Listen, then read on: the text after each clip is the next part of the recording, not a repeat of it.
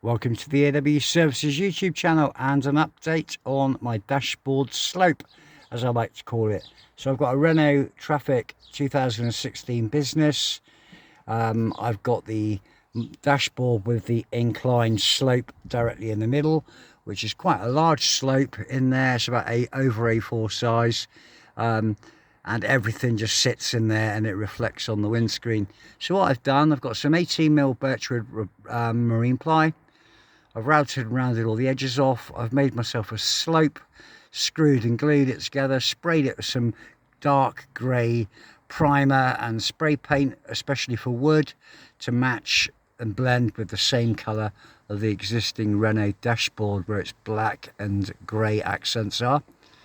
I've then upholstered the top of that slope in some 3M self-adhesive felt, and then I've gone about and stapled the underneath edges and finished that so it's a nice, clean, smooth, soft surface where I can put coffee mugs on. And I've also fixed my radio, which I wish to use.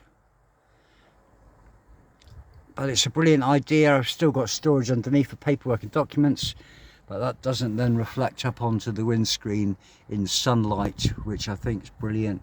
And also I was getting a lot of reflection and glare coming up off what was in that, and then it was ghosting my next base dash cam, which is there.